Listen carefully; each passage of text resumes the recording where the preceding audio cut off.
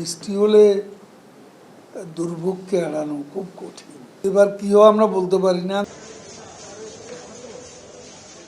প্রিয়জনের সঙ্গে ঈদ আনন্দ ভাগাভাগি করতে গড়মুখী মানুষের স্রোত সব পথে।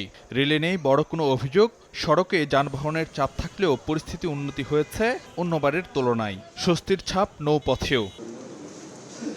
শুক্রবার সকালে রাজধানীর ধানমন্ডিতে আওয়ামী লীগ সভাপতি রাজনৈতিক কার্যালয়ে দলের সাধারণ সম্পাদক, সড়ক পরিবহন ও সেতুমন্ত্রী ওবায়দুল কাদেরের ব্রিফিংয়েও উঠে আসে ঈদ যাত্রার বিষয়টি। জানান, ফিরতি যাত্রায়ও স্বস্তি নিশ্চিত ও দুর্ঘটনা রোধে নির্দেশনা দেওয়া হয়েছে সংশ্লিষ্ট সব পক্ষকে। চাপ আছে, কিন্তু যানজট যাকে বলে সেটা এখনো নেই। এবার আরো বেশি মনোযোগী হচ্ছি।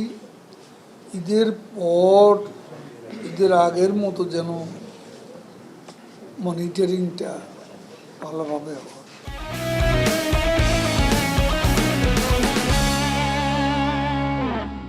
উপর থেকে নিচ বিএনপির প্রতিটি স্তরই দুর্নীতিতে নিমজ্জিত উল্লেখ করে ওবায়দুল কাদের বলেন, দলটিতে নেই অভ্যন্তরীণ গণতন্ত্রের চর্চা। বিএনপির মতো কমিটি বাতিল নয়, বরং সম্মেলনের মাধ্যমে নেতৃত্ব নির্বাচনই আওয়ামী লীগের রেওয়াজ।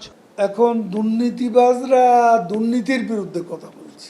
বিএনপি টপ টু বটম একটা দুর্নীতিবাজ দল। এই দলের নেতা টপ টু বটম দুর্নীতির বরপুত্র।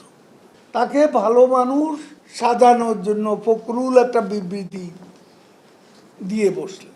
সংসদ সদস্য আনার হত্যা মামলায় ঝিনাইদহ জেলা আওয়ামী লীগের সাধারণ সম্পাদককে আটকের বিষয়েও সাংবাদিকদের প্রশ্নের জবাব দেন ক্ষমতাসীন দলের দ্বিতীয় শীর্ষ নেতা।